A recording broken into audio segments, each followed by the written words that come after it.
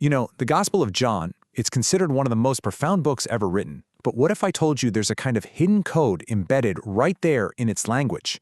A key that, once you see it, could change, well, pretty much everything. Today, we're going to go code breaking. So let's just jump right in with a really big question.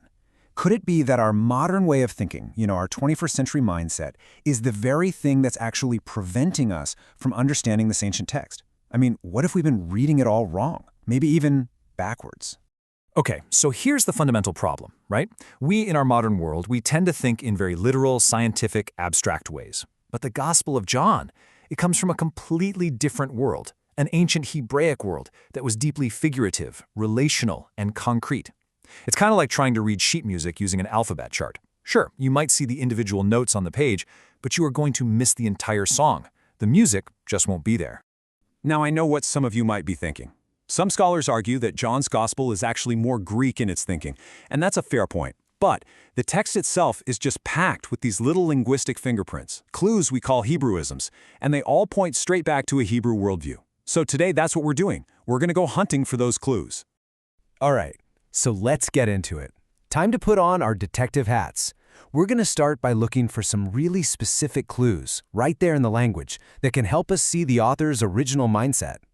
So, check this out. Our first piece of evidence comes from John the Baptist. He says, "No one can receive anything unless it has been given to him from heaven." Now, on the surface, that sounds pretty straightforward, right? But the real clue, the thing that unlocks it, is that one little word, heaven. And here's why that's a big deal. This is a cultural practice just hiding in plain sight. See, an ancient Jewish reader would have immediately known that heaven was being used as a respectful substitute for the name God. It was a common way to show reverence. This is a classic Hebrewism. It's our first fingerprint. Okay, on to the next clue. Remember the wedding at Cana? The master of the feast says, "You have kept the best wine until now." The thing is, our English translations say best wine, but if you look at the literal Greek word, it's just good. So, why the change? What's going on there? Well, here's the really cool part. In biblical Hebrew, they didn't really have separate words for good, better, and best. They would just use the word good, and the context would tell you it was the superlative, the best. So by translating it as best, yeah, we get the meaning, but we accidentally erase that Hebraic fingerprint. It's amazing. You can literally see the author thinking in Hebrew and writing in Greek. Okay, let's look at another one. This time, it involves a negative phrase. "I will not leave you comfortless." Now again, on the surface, this seems like a simple promise, right? I won't abandon you. But, you guessed it, there is so much more going on beneath the surface. This is such a powerful linguistic tool. In this Hebraic way of speaking, a negative statement is actually used to make the strongest possible positive statement. So it's not just saying, hey, I won't leave you alone. No. It's a powerful promise that says, I will provide you with the most absolute, most solid comfort imaginable. It's like a complete reversal of what you'd expect. All right, let's tackle a really tough one. A very, very harsh-sounding statement. You are of your father, the devil.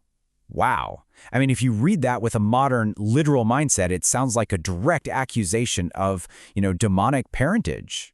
But let's pause and apply that Hebraic lens we've been talking about. See, in Hebrew thought, the word father can mean something more like originator or source. A great example is how Abraham is called the father of faith. It's not a biological claim, right? It's about the source of a certain kind of behavior. So when Yeshua says this, he's saying they're following a pattern of behavior that originated with the devil. It's all about their actions, not their ancestry. Okay, so these individual word clues, they're fascinating, for sure. But honestly, they're just the first layer of the onion. Now, we're going to zoom out, because there are two types of Hebrewisms that are like the master keys to unlocking the entire message of this gospel. So we're not just looking at single words anymore, we're talking about the entire style of communication. For the author of this gospel, figurative language isn't just some fancy decoration, it's not just literary flair, it is the main vehicle for delivering truth. And the two star players here are hyperbole, exaggeration, and metaphor. And this brings us to what is maybe one of the most controversial and frankly confusing statements in the entire book.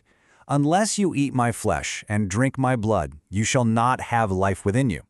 I mean, if you read that literally, it's shocking. It was so shocking that it caused many of his own followers at the time to just get up and leave. So what on earth could it possibly mean? Okay, let's decode this together. A literal reading creates a massive, massive problem. Why? Because the Torah, the Jewish law, strictly forbids drinking blood. That right there should be a flashing red light for us, screaming, this isn't literal. The Hebraic key is to see this for what it is, powerful, unforgettable hyperbole. It's designed to make a point you will never forget. The real call is to completely, fully internalize his teaching, to make his way of life your very sustenance, your bread of life. And here's the thing. That shocking statement, it's not an isolated incident, not at all. Once you have this key, this Hebraic lens, you start seeing the pattern absolutely everywhere. You realize the entire gospel is built on this foundation of figurative language. I mean, think about it. He is described as the bread of life, the light of the world, the door, the true vine. His own body is called the temple. This isn't just pretty poetry, you guys. This is the primary way the author communicates truth. We're in a world that is built on metaphor. He wasn't a literal wooden door, of course, but he was the way to get in. So, okay, we've seen the evidence, we've identified these Hebraic fingerprints all over the text, now we get to the real heart of it all, the most important question. So what?